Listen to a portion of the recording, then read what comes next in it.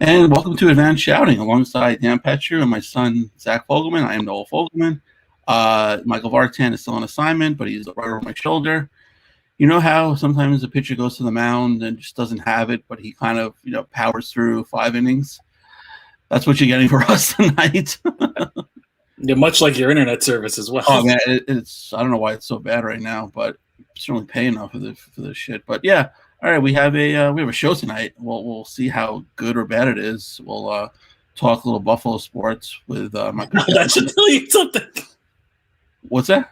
We're talking Buffalo sports. That's probably not. Yeah, exactly. We'll talk the dumpster fire that is the Buffalo Sabres, and we'll put Michael Augello through the trivia ringer against Dan tonight, and Zach will pick up the pieces when we're done.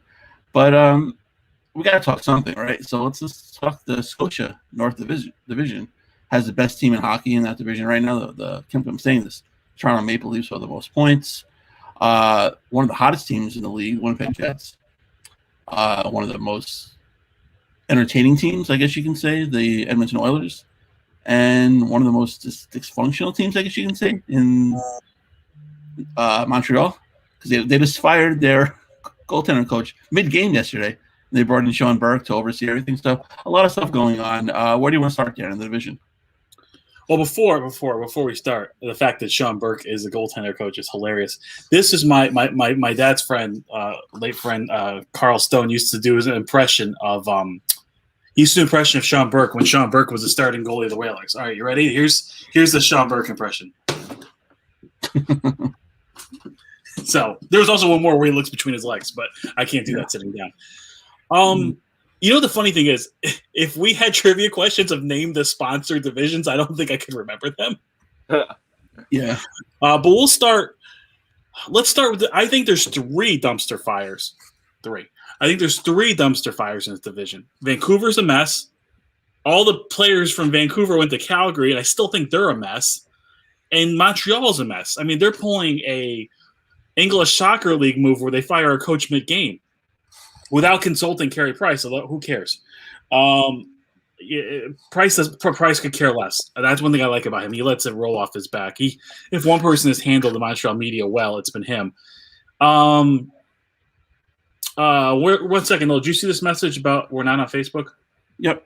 Okay. All right. So as we say, efforting. Okay. All right. So I just don't trust any of those teams. Montreal got off to this great start where they just beat Vancouver a lot, and then they played the rest of the division. And there's still a mess down the middle. Their goaltending's not great. They have that albatross of a contract in Carey Price. They have one NHL center, and it's just a mess. And then you go to Vancouver. Their defense is a bit of a mess. Their goaltending's a bit of a mess. They have 2 NHL centers. And it's just a team on paper that should be so much better, but they're missing something. And then you go to Calgary, same thing. I feel like Calgary has disappointed in the playoffs so much. The regular season means nothing for them. They're only going to be measured in the playoffs now. So while they show some signs of being like Johnny Gaudreau's off to a good start this year, but you don't trust anything until you see it in the playoffs. So we come all full circle there, and it's just the Maple Leafs. And I guess the Oilers too, but I'm not buying them as well. Are the Oilers good enough to make the playoffs in this division? Sure. Are they good enough maybe to get to the conference finals because they're in this division? Sure. Are you winning a Stanley Cup with that roster? No way. So right now it's the Maple Leafs, and I'm still not really sold on them either once they get out of that division, and that's it. Yeah, it's pretty much agreed. I mean, the thing about all the dysfunction going on with the Canadiens, they're still in this playoff spot, and most likely they will continue to be in the playoff spot. And who knows, they might get their ship, righted for the playoffs and, beat the Maple Leafs in the first round. How disappointing would that be for Toronto? Probably win the President's Trophy this year, go in red hot and lose to a rival in Montreal. That'd be fantastic. I don't see that happening. No, me neither. But, we kept talking a lot in previous shows about the Winnipeg Jets. Like, what's wrong with the Jets? They have so much talent. Paul Maurice is still there. He still be there. But they're turning it around right now, and they're making a run. They're neck and neck with Edmonton, for the second spot, which is key because you want to have home ice, right? Mentioned in the playoffs. But they have a lot of talent. The defense is still suspect, but they have a lot of talent. All their offensive guys are clicking now. Blake Wheeler, Kyle Connor, Scheif, all the guys. So it's going to be interesting to think. What do you think, Zach? I mean, Winnipeg's also played 2 less games than Edmonton. Which helps, yeah. I don't know. I still like Edmonton finishing second in that division.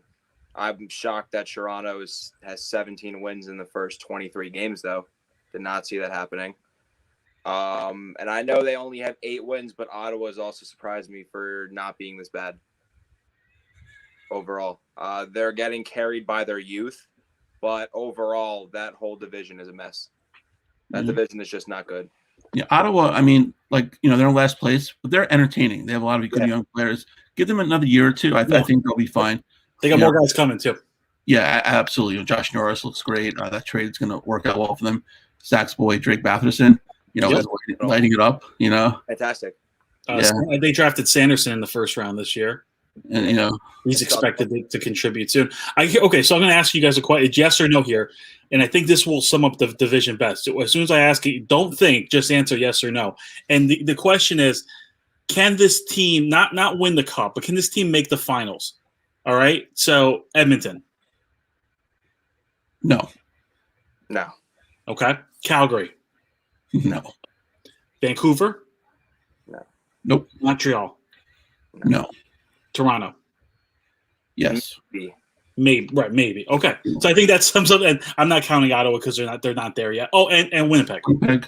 No. Yes. No.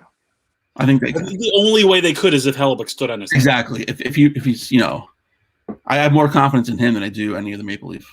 But I think that just shows you the state of this division. Yeah, absolutely. I think whoever, because I believe there's no set matchups in the conference finals yet. Correct. So good luck, because the other divisions are in the East. The Mass Mutual East, right? It should be it's brutal. It's absolute brutal. And then the what's it, Honda West? Is that what it is? Honda West, I think. No, I think so. Yeah. So I mean, that's what's the Central? Callahan Auto Parts? Discover Central. Discover Central. That sounds like a great tourist, what's it called? Promo. Discover Central. Discover the Central Division. Yeah, we got fantastic teams here. While Tampa Bay's starting to remind everyone in that division that they're Tampa Bay. Exactly, and don't forget. Also, Carolina's playing tremendous hockey right now, and Florida, they're still there. It's absolutely crazy that they're playing this well. No one thought that they would be this good. No one had them even in the playoff spots. Same thing with the Blackhawks. We do need to talk. Blackhawks are kind of sliding a little bit down to reality. Yeah. They just don't play any defense. They're entertaining as all hell.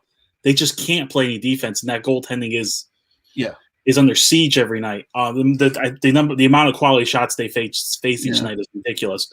I guess we need to get our friend George Richards on one of these weeks. I do want to talk Panthers, because it's going to be interesting to see what they do with Seattle coming up this year. What are they going to do with their goaltending situation? Because you got Bobrovsky, right? Who's losing starts right now. Right. Is someone who Drager is probably at best a backup goalie in the NHL. Right. I'm sorry to interrupt. Drager is someone that Zach and I saw a lot in AHL. Anytime Springfield came in, he would play a lot, and he was actually pretty good. Oh, he's a nice goalie, but I don't think he's starting franchise goalie. And they have Spencer Knight. And they also have the kid who was the Canadian goalie too. I can't think of his name off the top of my head. Who's also a huge prospect. So it's like, what's going to happen there? Do they still have Samuel Montembeault? I think he's in Springfield. He might be. He's not playing. I think he is still there. They have rights. Yeah. Maybe he might be on the taxi squad. Yeah, they may have to send a first-round pick to Seattle to take Bob. I'm not sure if he has a no-move contract. I mean, that contract's basically a no-move anyway. But I don't know if he has a no-move on his deal. If you're Seattle, do you say, no, we don't want a first-round pick? You can send us Bobrovsky, but we want Spencer Knight too. That's tough for Florida. Where does that leave? But if you're Seattle, that's what you should be asking for. You should be asking, yeah. But I can't see Seattle doing that. I shouldn't say that. I shouldn't see Florida doing that. But they have plenty of options, though. There's so many bad goalie contracts around the league. A lot of teams have 2 goalies. So, I mean, they're going to have, or do they go the route of taking a young guy? a young backup who's left unprotected and save the That's cap what space. Vegas did when they had Malcolm Subban ended up being their backup. Yeah, absolutely. But yeah, so let's go back to the Discover Central for a little bit. And Patrick Kane, we all know how great he is. Keeping Chicago in the race right now. One of the contenders for the Hart Trophy. He scored his 400th career goal over the weekend. And post question: is he going to be the greatest American-born player? So I can go first. What? You can go first. If he keeps it up, without a doubt. What is he? Is he 31? He's 31 and 32. Yeah. I mean, you'd figure he probably has another 4 to 5 good years left, or 3 to 5 range. And I mean, he hasn't been slowing down. He could most likely get 1,300 to 1,500 points. I would not be shocked if he does, but I would say he probably will end up going down as the greatest American-born hockey player of all time. Yeah, I mean, he's certainly up there right now. I mean, I don't count Brett Hull because he wasn't born in, but he does have the most goals by an American, which whatever. I'm going to be a homer. I think still Pat LaFontaine is still the greatest. I mean, but there's case obviously for so many other guys. But the way Kane is, he has the resume. He's got the 3 Stanley Cups. He's got the Conn Smythe. He's got the Hart, the Ross. He's got everything. The legal troubles. Yeah, that too. That too. But you're talking about on ice right now. He's a hell of a player. But he still has many more years. But defensively, I mean, obviously, Phil Housley, one of the best offensive defensemen of all time. Not a great coach, but we can talk to Michael Augello about that one. But I mean, there's so many other fantastic players. What do you think, Dan? I would say still, for my money, I mean, his career was cut short by injuries. The greatest American player I've ever seen is Pat LaFontaine. Yeah. And I would have Mike Modano probably second. Yeah. Because Modano really transformed himself. I would say early in his career, he was much like a Patrick Kane. But he really bought into, okay, I'll sacrifice a little bit offensively to be an elite defensive center as well. So I would say it's probably between those two for me right now. Although, look, Kane's career has been incredible, and you can't take that away from him. He does have the postseason success. Modano has 1 cup. He has 3. So at the end of the day, yeah, maybe he will be. But if you're just going pound for pound just for product on the ice when they were at their best, I probably would still put LaFontaine. Yeah, I mean, injuries ended his career. He was 32 when he had to retire due to concussion issues. And his last year, unfortunately, was with the Rangers. But he had a decent year. I think he had over 20 goals in 6 games. So, but a couple other years, one year he played 13 games. Another year, 22, and then 16. So that's 3 years of his career gone. Right. To put up all those fantastic numbers in less than 900 games. Right. It's absolutely crazy. Had the great start with the Islanders and carried over the Sabres. I mean, pound for pound, I think he's still the best American-born player. And just to explain with Hull, his father, obviously, Brett Hull, was Canadian. His mother is American. He did play for Team Canada until when he was younger. Then he got rejected by Team Canada, and he got cut. So he got mad, and he used his American citizenship to play for the United States the rest of his career. So technically, he is American and Canadian, and his stats do count towards American-born stats, even though he's both. Yeah. But to go back to Kane, I have his career, his resume wise, I mean, probably has the best by an American-born player. 3-time Cup winner, Calder Trophy winner, Art Ross, Conn Smythe, all rookie team, Pearson, Hart Trophy, multiple-time All-Star, going to hit 1,100 points probably next year. I mean, it still has not played 1,000 games yet. Well, Modano has the record for points? I think so. Mike Modano, he has Brett Hull does 1,374 points. Yeah. Okay, so this is not no slight to Brett Hull. I just kind of consider Modano. It's hard to go back and forth. I guess we consider Modano the leader in points. Yeah, I mean, we didn't mention Chris Chelios. No, we didn't mention him somewhere. He's still playing. Chelios still playing. Yeah, exactly. You can call that a compiler, but it's also another one. We never met Joe Mullen, another fantastic player. Yeah. And someone we both know about, Doug Waite, played a really solid, career. Not the best American, but he had a really, fantastic career. So there's still, Bill Guerin. Kyle Oso. Jonathan Quick. Yeah, exactly. Is he probably the best American-born goalie? If he had won a Vezina, he's without a doubt the best American-born player. He's won a Vezina. No, he hasn't. Stats and research. That's where he has. I would say it's probably Quick or Richter, right? Probably, yeah. Barrasso, yeah. I mean, and if you're right, he has 2 Jennings and a Conn Smythe. He does not have a Vezina. And I'm not going to say this because I'm a homer. If injuries in Darrell's career, oh, stop it. He probably could have had. I mean, he was one of the best goalies in the league, and an All-Star, and he was on Team USA. That I'm talking about Rick DiPietro, of course. Injuries derailed that guy's career. Nothing else.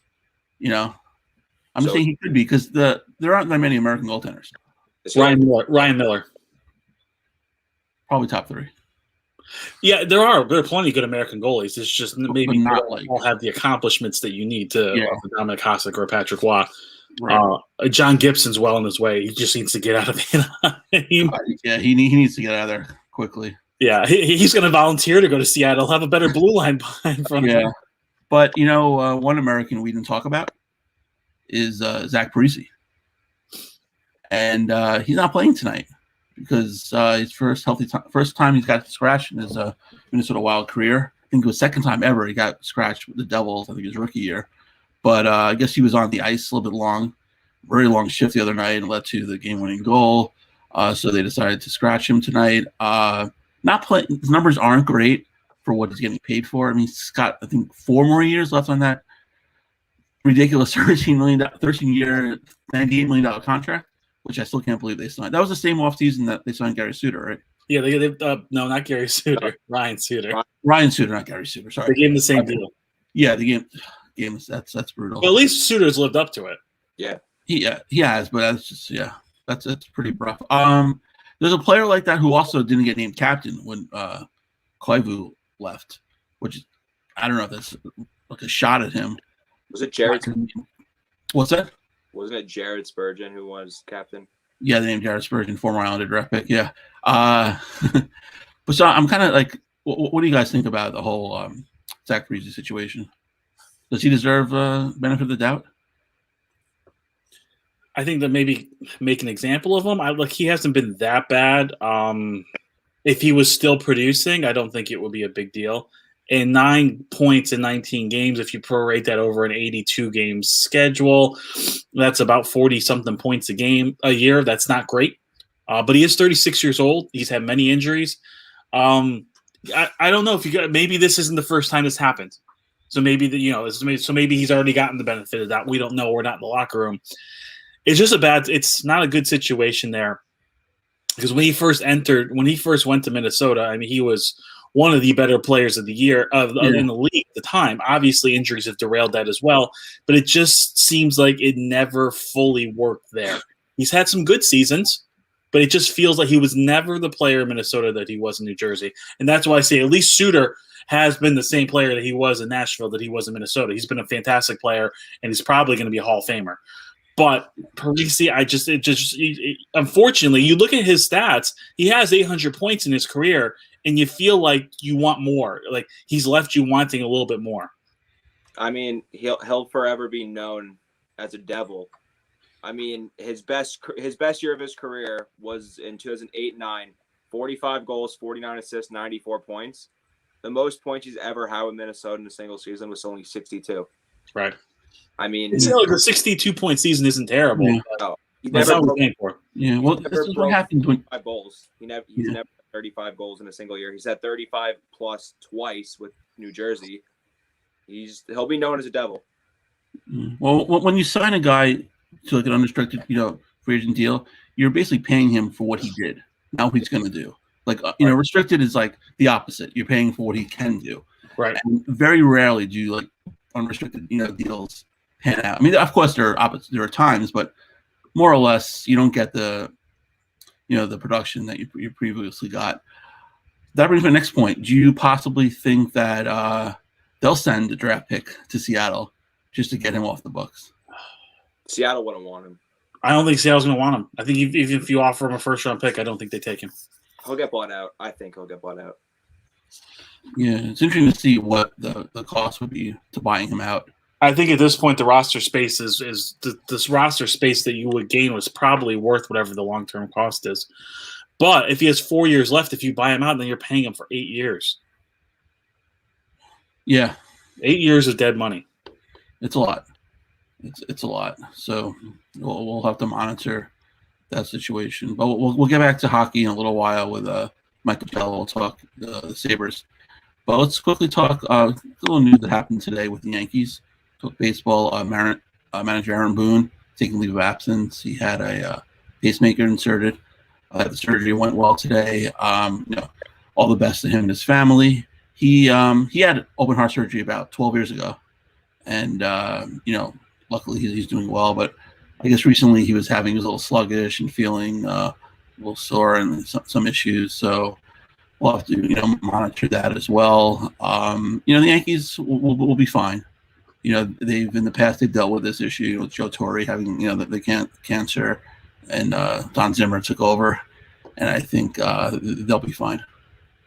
Yeah, you just wish him well. You hope he gets healthy and he's back as soon as he possibly can be. Obviously, it's when you're dealing with the heart and he's had these issues, he's had health issues before. Yeah. You just get him healthy and get him back on the bench because look, the grind of a baseball season is pretty. It's every day. You're playing every day for pretty much for 5 or 6 months. So you want to get him back, get him healthy, and we wish him the best. Yeah, you can take a page out of Major League 2. We'll do rounds in the hospital. I never saw Major League 2. You're fortunate. It's not I know I am. yeah, it's not very good. It was a funny scene because he has a heart attack, and Jake Taylor ends up managing the team, so he's watching the playoffs in the hospital, but his nurse keeps telling him not to. So he switched over to like PBS and some British show, and he's jumping up and down at the end of the when they win the game. He's like, "I love this British shit. I may move to England." So it's a pretty funny line. But yeah, if you're extremely bored and you have nothing else to do, turn it on. But not there yet. Yeah, it'll take a while. I don't think Zach's even seen Major League yet. I've never heard of it. He's a little young for it. Just keep watching the Alvin and Chipmunk movies, okay, son? Oh, I will. I watch it with Grandma. We got one. Yeah. Wait, is Godzilla versus King Kong is now on HBO Max, right? I gotta check that out. Not yet. I think it's later in the year. I think it's this month. I just keep seeing commercials for it.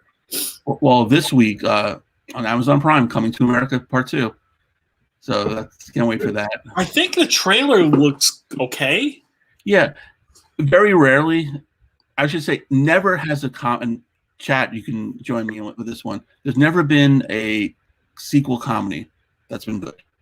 Loose topic, Mark, because we're not talking about pacemakers. Never been a sequel comedy that's been good. You think? Yeah. What about Beverly Hills Cops 2? Terrible. Okay. The second American Pie? Not as good as the first one. All right. But it was okay. It was pretty good. Yeah. Hangover 2, garbage. What? Hangover Part 2. Airplane 2, not good. Second Naked Gun wasn't that good. What else? I can't think of a lot of comedies. I got one that was pretty good. Police Academy Part 2. Well, they would see the thing with Police Academy. They were all equally horrible, but they were hilarious at the same time. Yeah, they may have gotten 2 stars. Oh, what was the second National Lampoon's Vacation? European Vacation. That was funny. I know people love the third one. That's Wayne's World 2, not great. No. The second Austin Powers was pretty good. Not even close. That movie was terrible. Not as close as the first one, but it's still. No. The first one is here. Everything else is like way down there. The third one wasn't that good. It's the first one. The first one. Christmas Vacation is a sequel. Overrated. Wow. Overrated movie. Vegas Vacation's a sequel. That's terrible. Oh, it's hilarious. Mr. Papa Giorgio. From Yuma. Yeah. Yeah. Save all your damn questions until the end of the damn tour. Yeah. Put a quarter and got a car. Put a quarter and got a car. But yeah, I mean, it's very. I can't think of one. Zach, you got one? No, I think I've been quiet time. What? Alvin and Chipmunks a squeakquel. How's that? Yeah. The squeakquel? Yeah. Oh, wait. Well, does this count? Is this count as a comedy? Toy Story 2 is fantastic. I don't count those as comedy. It's funny as hell. Yeah, They're all great. I don't count those as comedy. Army of Darkness was great. let Joey tell you. Joey will tell you all about Toy Story 2. Toy Story 2. Home Alone 2? Come on, please. Dude, it was funny. No? Everybody else jump in the comments if you think of other comedy sequels. Yeah. I was so excited to see the Dumb and Dumber when that came out. Oh no, I knew that was gonna be bad. That was terrible. It was just so my expectations for Coming to America are pretty low, but I'll give it a chance. Well, here's the thing. I think the second Bart movie is terrible. I don't know how Which one? My expectations are lower when I'm watching it on Amazon Prime. I'm not going and spending $20 in a theater. So for some reason that lowers my expectations for a movie. Yeah. Mike in the chat said, "I never got over Macho Grande. Airplane 2, yeah, over Macho Grande. Home Alone 2. Trump was in it, but not in Canada because they edited that part out. But if you have anything else, Shrek 2, no. I didn't like Shrek 2. Adrian in the comments, Sister Act 2, no. You're not going to tell me any of these movies. I'm sorry. But Iron Man 2, that wasn't a good movie at all. Oh, that was a comedy. Iron Man. Iron Man 2. That might be the worst Marvel movie. I don't count the Hulk. No, the second Thor one wasn't great. Wasn't great. You're right. But you know what? Like Age of Ultron is starting to grow on me a little more. It's been on. It's maybe because of WandaVision it's growing on you. And it's out of the 4. It's not. It's the worst of the 4 Avenger movies, but it's not as bad. We Cult's not great either. The second Guardians is not great. Yeah, no, it's all right. Civil War is phenomenal. Oh, yeah. Bill and Ted's Bogus Journey was funny. No, here. Hot Tub Time Machine 2. Does Back to the Future 2 count as this? No, I hated Back to the Future. Back to the Future 3. I didn't like Back to the Future 2. Do you really count those as comedies or not side? I mean, what are those? I don't know. The Rise of Skywalker. God, that movie is so bad. Don't get him started. He'll get him out on Star Wars. All right, let's bring in Mike. It's just so bad. I got him going now. No, don't. Oh, yeah, 22 Jump Street isn't bad. That was pretty funny. You know what? I still haven't seen the second. The first one was great. Oh, it's unbelievably good. Yeah, I'll have to watch that again. All right, let's bring Mike. I'll have to watch. Yeah. Speaking of comedy, what's going on? Gentlemen, how are you? Let me just say, I worked at a movie theater for 10 years. The worst sequel comedy was Another 48 Hours with Nolte and Eddie Murphy. The first 5 minutes, because we had to sneak preview that movie the Thursday before it opened on Friday to make sure the film was correct. And we're watching this, and half the people walked out after about 10 minutes. And of course, I had to stay and watch an hour and 45 minutes of this crap. It was really a bad movie. You know what? Ghostbusters 2 was bad, but the soundtrack was awesome. Oh, Bobby Brown. That Bobby Brown song was so good. Yeah, I have to admit, I forgot where it was. One of the amusement parks. You know how you can go and record one of the songs? I did On Our Own with that, one of my friends. I think I saw the cassette somewhere. But obviously Mike from Buffalo. Yes. You remember the Dollar Theater on Elmwood Avenue? Oh, yeah. I mean, well, there were a bunch of $1.50 theaters all around the area. And, since I worked at the theater, the reason that those theaters made big money was because the film rent was really low because they had movies that were 2 or 3 months old, and they were charging nothing, but they were making all the money on popcorn and pop. So that's the reason. There were so many of those theaters. I actually had friends who owned one of them. So yeah. Could you pay in loonies? Probably not. Okay. Yeah. All right. So let's speak about another comedy right now. The Buffalo Sabres. That's a tragedy, not a comedy. No. Yeah. Oh my God. All right. Where do we start? I'll leave it up to you. Where do you want to start? Yeah. Seriously, you go because we don't even know what to start with. Well, start at the top. Ownership. You have owners in Terry and Kim Pagula who, with the Bills, leave Brandon Beane and McDermott alone to operate the franchise. They go to the games, but they're not involved in the day-to-day operations. Maybe they'll talk to some free agent player, but they're not really involved in the Bills. They bought the Bills because they were available. It's profitable. Yeah. Pagula loves the Sabres. He, I used to listen to Gilbert Perrault and the French Connection, like under some bridge. He had this whole story when he bought the team. So, and he has been meddling off and on over the last decade. And it's not a coincidence that ever since he bought the team in 2011, they made the playoffs that year and they have missed 9 straight years. Wow. Since then. And this is a hockey mad market. This is a really great hockey market. And I think fans are really dejected because sorry, go ahead. I was gonna say it's basically like James Dolan, who meddles with the Knicks. So it's opposite, yeah. Yeah, but it seems like Dolan has finally hit it with Worldwide Wes and Leon Rose. It seems like he's staying out of it, and they've drafted well, and they're starting to get in the right direction. I just don't know. Pagula, I mean, it's been 10 years. He has fired and hired 10 general managers and coaches. And it's going to be 11 pretty soon, although everybody is screaming for Ralph Kruger to be fired. But he's got another year in his contract at $4 million, and this is a franchise that doesn't buy out players that need to be bought out because they're too cheap. Yeah, and I think that's like, for example, a guy like Vladimir Sobotka last year. He had a year left in his contract. They could have bought him out. They could have saved like $1 million. No, they just let him play out the year.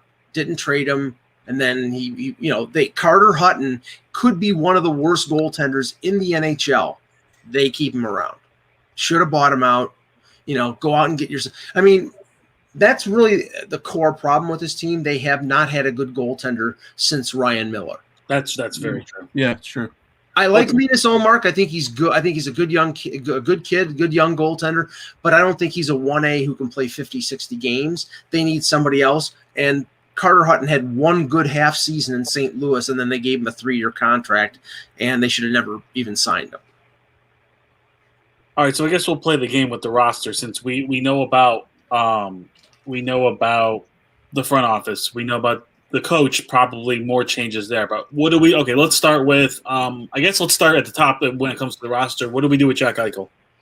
Well, it's funny because I saw Fluto Shinzawa in The Athletic a couple days ago, and then Larry Brooks today about how that the Rangers are interested. They're not going to be extorted by the Sabres. Okay, if you don't pay at least commensurate value for Jack Eichel, you're not going to get him. So if you're the Rangers and you're really interested in Eichel, start the conversation with either Capo Caco or Alexis Lafreniere and Keandre Miller. If you're not willing to do at least that, and then on top of maybe another first-round pick, don't even bother calling Kevin Adams because, first of all, I don't think they're shopping him. The only way that he is on the block is if he goes into the office and says to Terry and Kim, I want out of here. I don't think he's done that. I think he wants to win. He sees, people like McDavid and Matthews making the playoffs, not having success in the playoffs, but making the playoffs. But he doesn't. He hasn't even had that opportunity. And I mean, Dan, I don't think I'm wrong. I think he's one of the top 5 centers in the NHL, hands down. And if you're the Rangers, you have to pay for that. Right. I think we're close. If I was the general manager of the Sabres, my asking price would be Fox or Miller. Mm-hmm. I have to have one of those. Right. And I want Georgiev. I don't know if he's a long-term solution in goal, but he looks like a starting NHL goalie, and they just need something there. Yeah. And then I would want one of the wingers, maybe Hedl or someone along those lines. So I think you have to start there. And if you can't get Fox or Miller and a goalie, then I don't think you make the deal. And that's why I don't think he goes to the Rangers. I think if he gets moved, the team with the most alluring prospects that fit needs of Buffalo might be the Kings. Yes. Yeah, with Vilardi, with Turcotte, with down the middle, they have 4 legit prospects. Byfield, Bjorn Wood. I mean, they're loaded.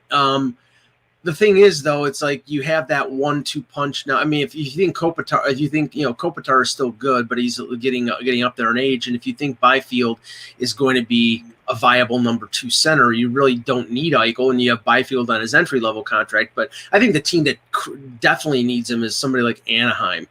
But you're talking about prospects too. Yeah, they had you'd have to probably give up Zegras and a first and a lot more, but they need a centerpiece player. But here's the thing. One, Eichel has got a no-move clause that kicks in at the end of next season, 21-22. So if the Sabres are going to trade him, I think they would trade him before then, because then he could control where he wants to go, and it would be like a James Harden situation where they're not going to get the full value. The other thing is, I think if they trade him, they're going to trade him to the West. Do you think they really want to trade him to Boston and have him come into the KeyBank Center 2 or 3 times a year? No way. Right. Now, what do we do with Jeff Skinner?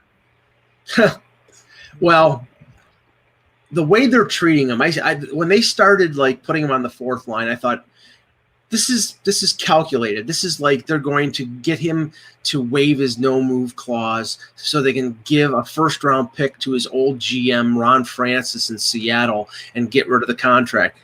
Playing the way he's playing right now, and, he's like, I love Buffalo. I don't want to leave Buffalo. I mean, he's really sticking it to the Sabres because he's not – and I don't think he's doing it on purpose. I think it's in revenge for what Kruger is doing to him. He scored 40 goals playing with Eichel. Then they sign him to this big contract, and then Kruger takes over as coach. He moves him to the second line with a guy who can't play center in Marcus Johansson. Sure. And now this year, they move him to the 4th line, and he's playing with Riley Sheehan and Curtis Lazar. It's asinine. It really is. But he hasn't played well, so I mean, everybody's saying, "Oh my God, that's free Jeff Skinner." Well, Jeff Skinner, if he plays better, probably would move up in the lineup. But he's just not getting the opportunities because he's playing on the 4th line. Now, I know I'm not the only one who was surprised when this happened. When Taylor Hall decided to sign with the Buffalo Sabres. Yeah, he has been terrible this year. Yep. Would you expect a trade happening within the next couple weeks? Not the next couple weeks, but I definitely before the deadline. He controls his fate. He's got a no-move clause, so that was part of the deal. But I think, he's going to be going into free agency again this summer. He probably wants, after scoring 1 goal right now, he's going to want to go someplace where a team that's going to make the playoffs, make an impression in the postseason, and then use that as a part of his resume to justify a long-term. I mean, if the cap worked out, maybe the Islanders would be a fit. I think there are a few teams out there that would have the cap. The Sabres would probably retain half of his salary, so he'd be a $4 million player, and then right. So then that would probably work because prorated. Then a lot of teams, there was a lot of talk about him going to Colorado, and then he signed with Buffalo. So him going to Colorado at the deadline would make a lot of sense too. Now, for the last couple of years, for me, from what I've seen, Buffalo's always been at the top of the draft lottery. Mm-hmm. You have Eichel, Reinhart, Middlestat, Alex Nylander. Mm-hmm. Rasmus Dahlin. Now, Dylan Cousins. To me, the only guy that's really shaped out was Jack Eichel. Alex Nylander got shipped off to Chicago. Casey Middlestat, who was one of my favorite young players, didn't really turn out to be anything good. What do you think they're going to do with all these young players besides Eichel and Dahlin? You have Middlestat, Reinhart. What's going on with those two guys? Well, this is the big concern right now. On top of the fact that Ralph Kruger was sold as he's this great communicator, and he'll be brought in and he'll be able to Phil Housley wasn't a great communicator, but Kruger is, and he can get all these players to. He hasn't been able to get these players to play well. They're playing terribly right now. I think they're dejected. But one of the bigger concerns is you've got a lot of young players and they're not developing. Right. Rasmus Dahlin is a fantastic talent, and he is leading the NHL in negative plus minus. He was minus 18. This was a couple days ago. Maybe it's changed, but he's a 25-minute-a-night defenseman. He's got offensive talent, but right now it's just they don't have a guy to pair with them. They had him paired with Zach Bogosian last year until they terminated his contract. So they really don't have a fit with him, and he's not developing the way I think a lot of people want. You got Yoki Haru, who they traded from a Nylander from the Blackhawks, and he's 21 years old, and he had a great year last year, and this year he's been bad. I think Cousins is doing okay. They're sort of spoon feeding him time. Middlestat was an unmitigated disaster last year. They tried to put him in at second line center.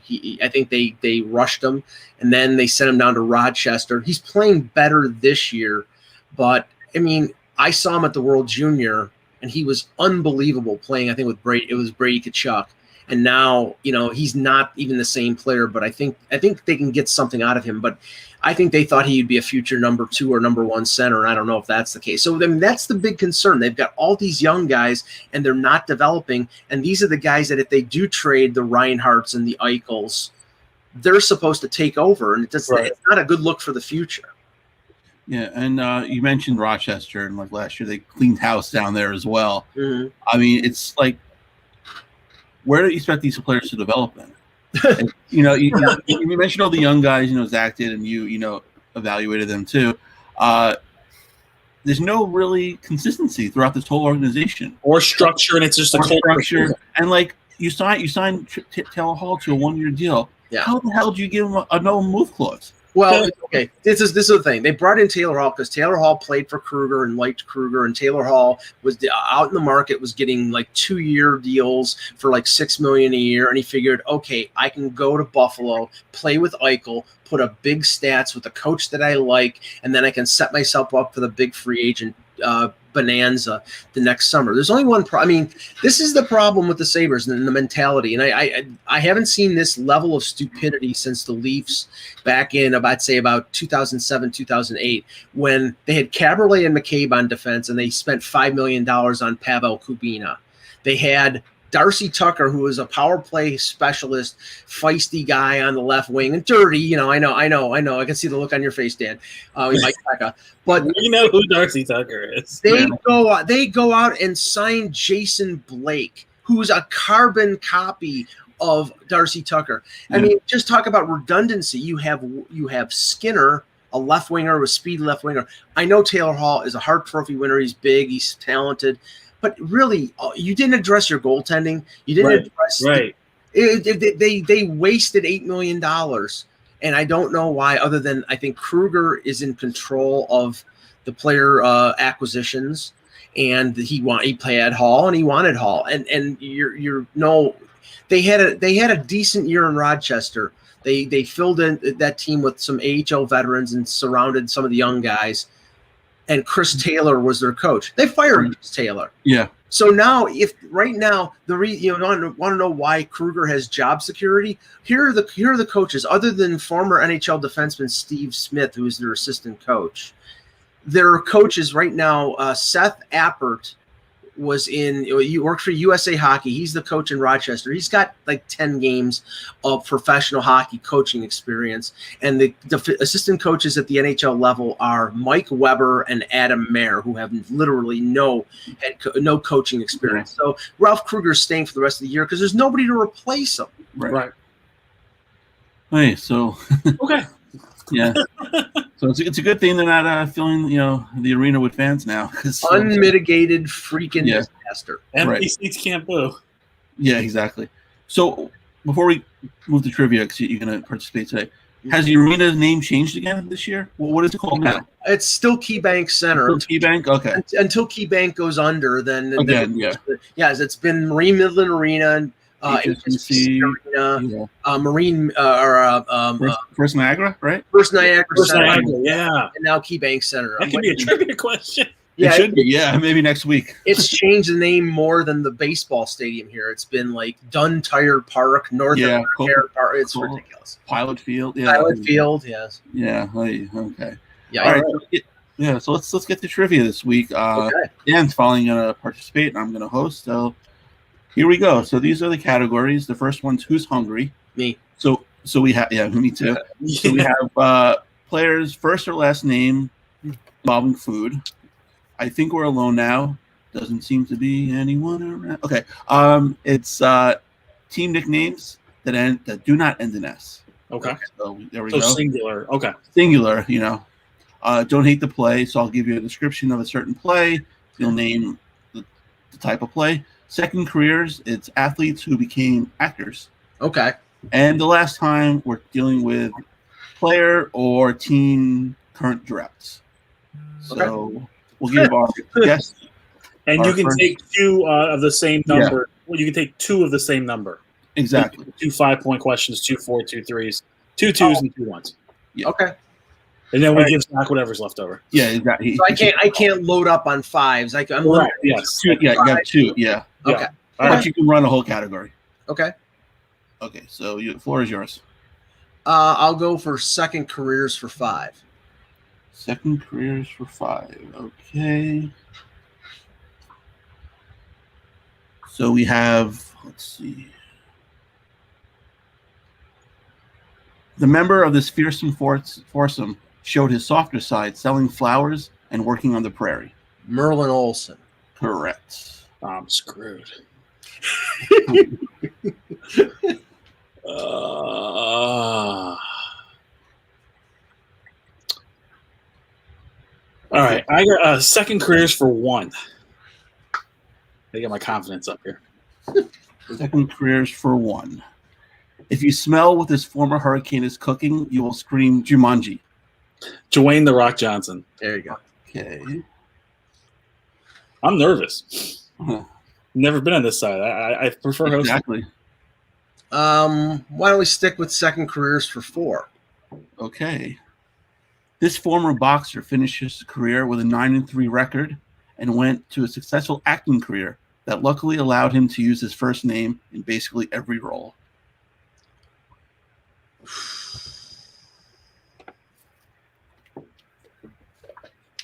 Wow. That's tough. That's a tough one. I know it's not because Tyson fought a lot more than 9-3. Yeah, I don't know that one. Go again, steal it if you can. Yeah, I got nothing. Ayo, OA, Tony Danza. Do I lose 4 points on that? No. Okay. I'm gonna do. I think we're alone now for 4. Okay. Now, so Tiffany. Yeah, exactly. Originally established as the Seattle Supersonics, this team relocated in 2008 under their new name.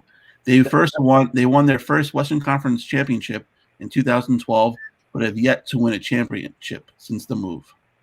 Oklahoma City Thunder. Yep, pretty good. Now, one thing you had to look up when they won the West, didn't you? Who, me? Yes, you. No, I have the question written here. No, but did you have to look up what year they went to the finals? No, that was one of the categories our research coordinator, our trivia coordinator, Amy, did. Well, props to Amy for doing that one. But I knew that one, so shut up, Zach. We'll deal with you later. Okay, Mike, you're up. We'll go for Who's Hungry for 2. Who's Hungry for 2? Okay. Hopefully it has nothing to do with Tony Danza. Yeah.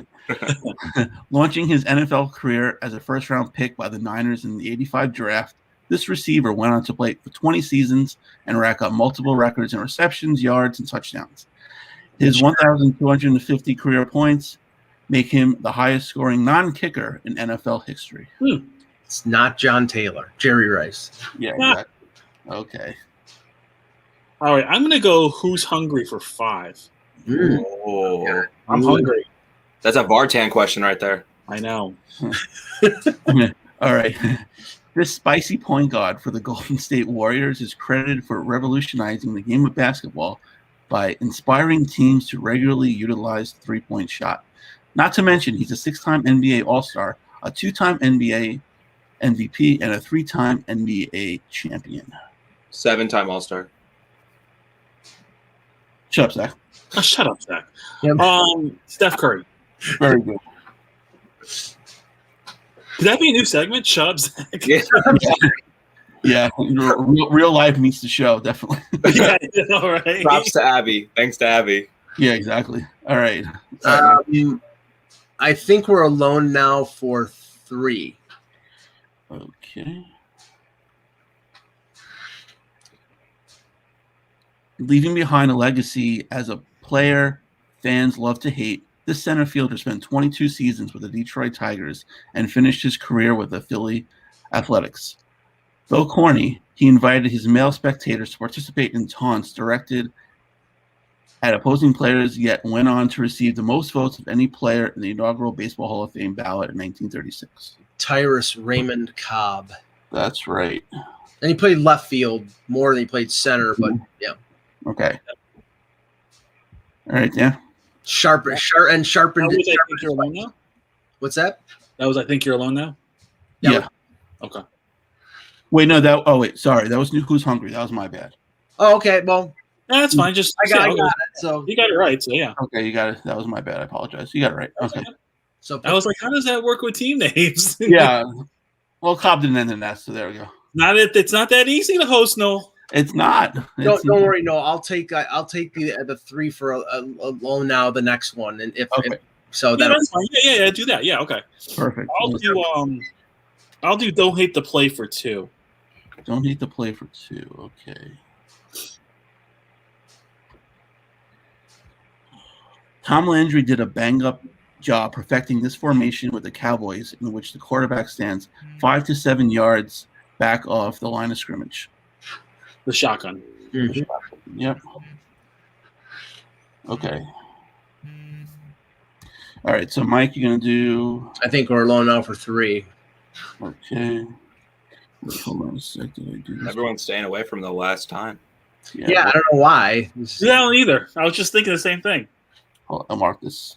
Okay. Yep. There you go. Okay, here we go. I think we're alone for 3. Okay, after relocating in 1995, this team won the Pacific Division and went on to sweep the Florida Panthers in the 1996 Stanley Cup Finals, becoming the first NHL team to win the Stanley Cup in the season following their relocation. The former Quebec Nordiques, now known as the Colorado Avalanche. That's right. Louis Krupp with the former Sabre and Islander. Yeah, okay. True. That big trade. I remember when the LaFontaine Turgeon deal happened. Yeah. I was in college. I was like, I couldn't believe. Like I heard him. Like I was in the student union. And I heard like, no way they got LaFontaine. Okay. Yeah, it's rare a trade like that works out for both teams. You know. It did. Yeah. Yeah. All right, let's do the last time for 2. Okay. Oh yeah. For 2. Okay.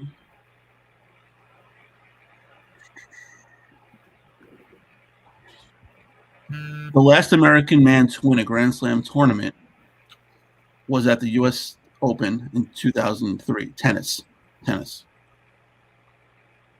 That was the last time an American male has won a Grand Slam? Yep.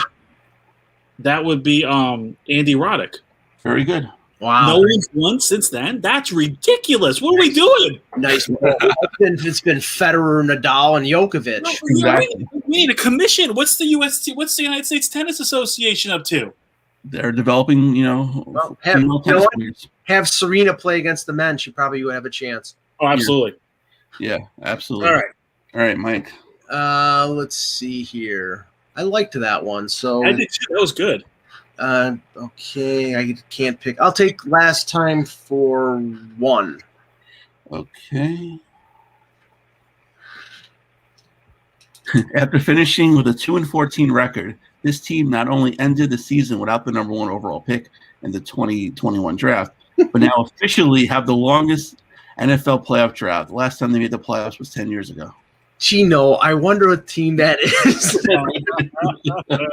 Jets sucks. Sorry. It's okay. I wonder who their first win was against. Oh, the Rams. Yes, buddy, the Rams. Knock them out of the playoffs. That'll be fantastic. Watch, Trevor Lawrence is going to suck. You watch. Yeah, exactly. Last time for 3. Last time for 3. Oh, you and Grandma were brutal that day. Yeah, I know. It was fantastic. It's been 14 years since this California team last made the postseason, losing to the Spurs in 6 games in the first round of the 2006 playoffs. Sacramento Kings? Yeah. Very good. I like this category a lot. Yeah. It's hard. It's hard, but it's good. Yeah. Okay, I need to take one more 4, so I'll take Who's Hungry for 4.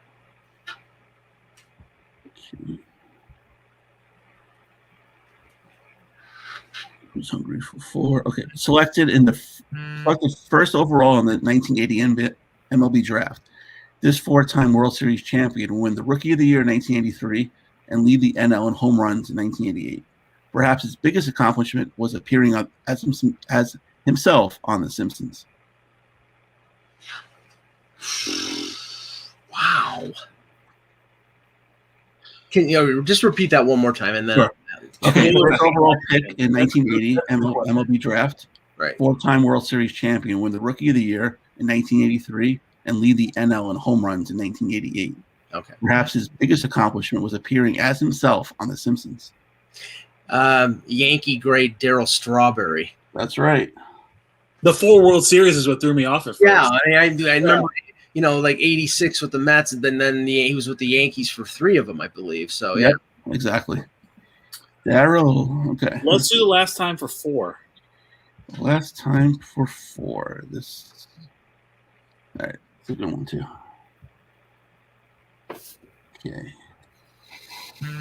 Okay, it took 4 pitchers to record this team's last no-hitter.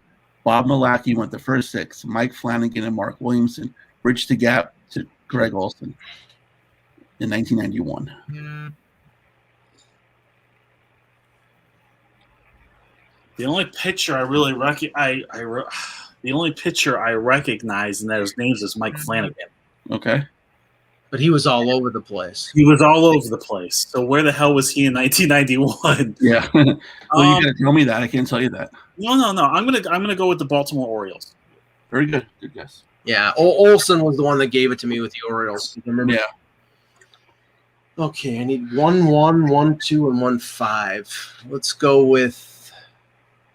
I think we're alone now for 5. Ooh. Oh. Smart. Okay. After playing their introductory game in 2000, this NHL team made their first Stanley Cup playoff appearance in 2003. Since then, they have struggled like crazy in the postseason, have only advanced to the second round twice since 2003.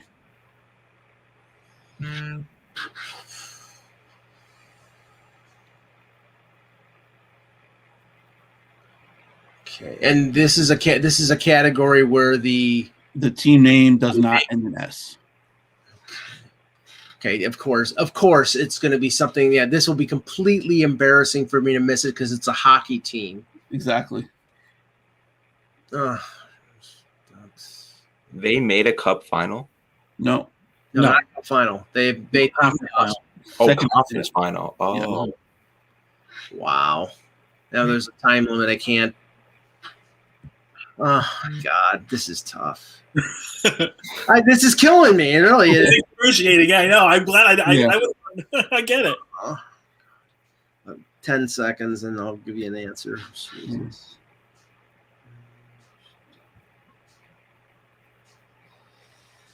Oh boy. Good question. It's a very good question. It's right. Is it the Minnesota Wild? Oh, Very good. That's the buzzer. That's the buzzer. We have to define time limit, which we probably should. Yes.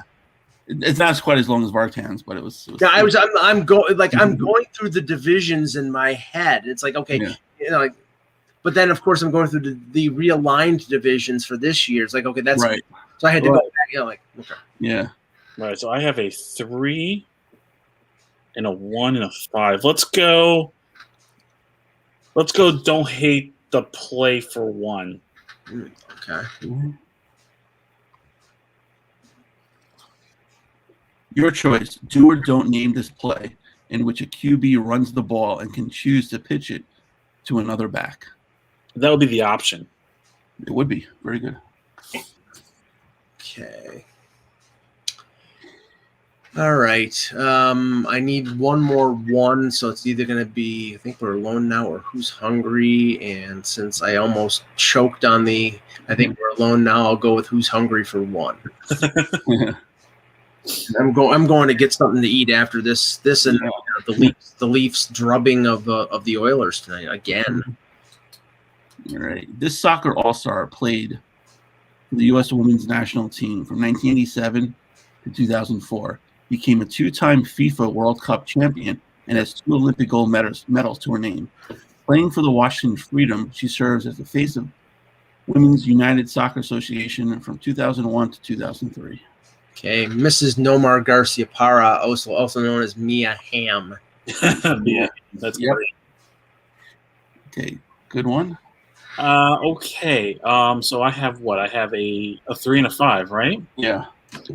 Let's go second careers for 3.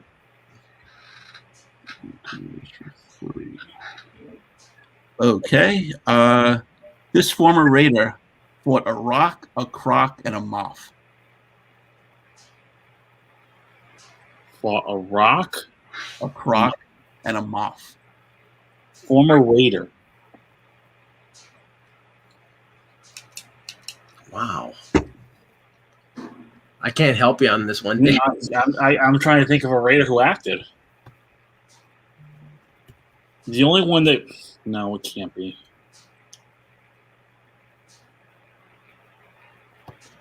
Former Raider. Marcus Allen? Incorrect. The correct answer is Carl Weathers. Oh, Weathers played for the Raiders? Yeah. Wow. Obviously, the Rocky. Yeah. Wow. Crocodile and Come on, Rock. Gilmore, and then Mandalorian. Yeah, Mandalorian. Grandma. that was nicely structured. Thank you. Okay. I need one more, and it's a 2. And after that one, I'm not taking second careers. I'll go back to I Think We're Alone Now for 2. Yeah, you know, right? That one was tough. Okay, so second career. This is I Think We're Alone Now, right? Okay.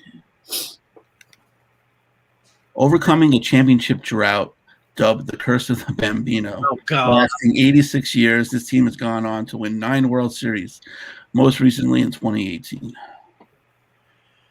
I hate mentioning the name of this disgusting organization, the Boston Red Stockings or Sox. Yeah. Yes. It's so nice to have them lose and be bad for a few years. So I know. It's great. This is the last question. What's the score? I've only missed one. I missed a 4. I missed a 3. 1 sec. So you're leading by 1. Or if you get this one, you win. Right. Come on, Dad. I believe in you. Give him the dark one. Give him the screwball. I gotta take a 5 for the win now. I wish I got the 5 out of the way. Yeah. Okay. 5. I'm upset though that we're talking about the last time and we haven't mentioned the Maple Leafs. Yeah. It'll probably be that one. Of course. All right. You know what? I'm going last time for 5. Okay. All right. You have 22 right now. Okay. And what does Michael have? With that 2 points, he has 26. So I have to get this right to win. Okay. Yeah. Nervous. This one's tough. I'll give you that. Okay. Okay, ready? This club. Still gonna know the other one. What's that? I'm still gonna know. Don't hate the play.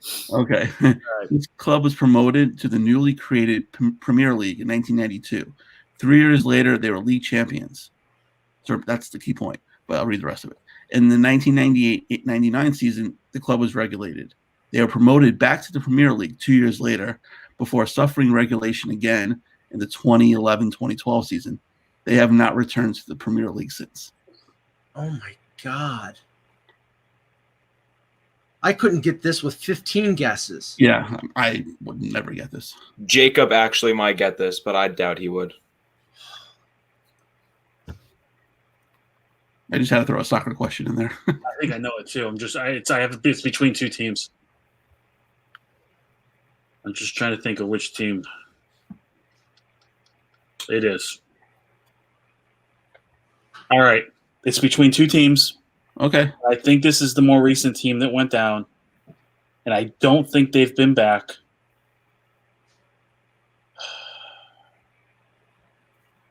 Need an answer. Oh, wait a second. Yeah, all right, I'm going to go with it. Give him time because you gave me time on that one. I'm going to go with it. I'm going to go with Aston Villa. That is incorrect. What was the other choice? Plymouth? Also wrong. The correct answer is the Blackburn Rovers. All right, I feel better then. Okay. So Holy shit. Why That don't was we, on my tongue. I was gonna get. That was my next guess. why don't we finish off the remaining questions? yeah. Wait, go Cube. Can you go to the Don't Hate the Play for 5? Because I'm sure I'm going to know it. Yeah. Well, we'll give it to Zach. See if he gets it. Yeah. I'm sure I'm going to know it though. Okay. All right, Zach, you ready? Sure. Dan, wow. Okay. This play could be huge. It features a quarterback lining up under center with a fullback about 3 yards directly behind him and a tailback a few yards directly behind the fullback. The main theory behind this offensive formation is to overpower the defenders by creating double teams along the line of scrimmage.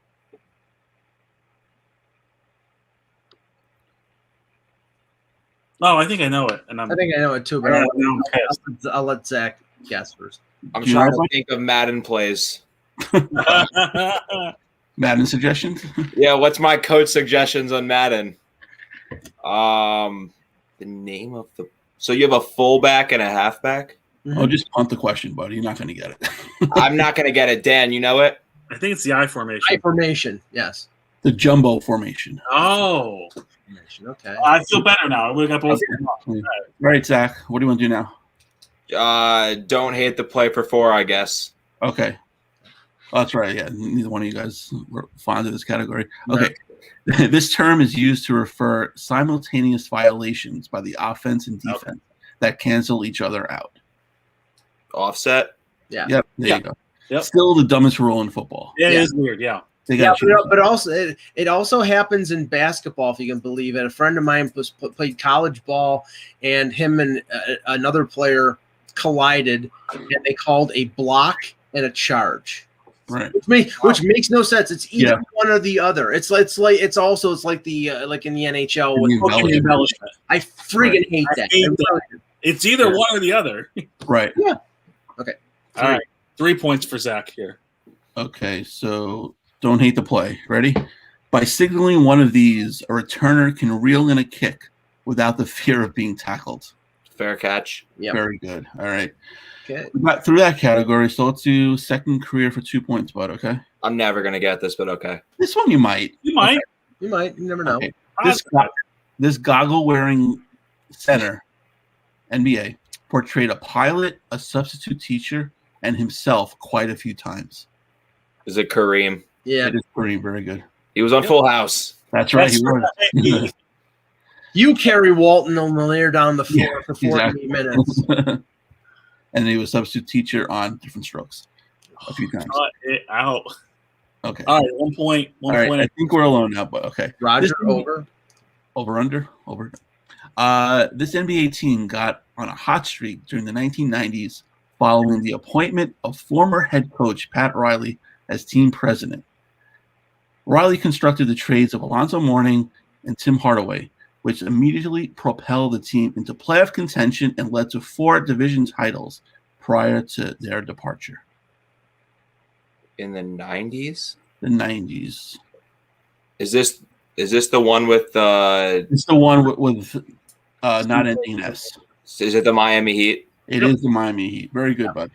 Good questions this week. Yeah, Yeah. great question. That was fun. Yeah, it's much harder doing it on this side. I'm all like, shit. Yeah, it's where am I here? Hosting's much easier.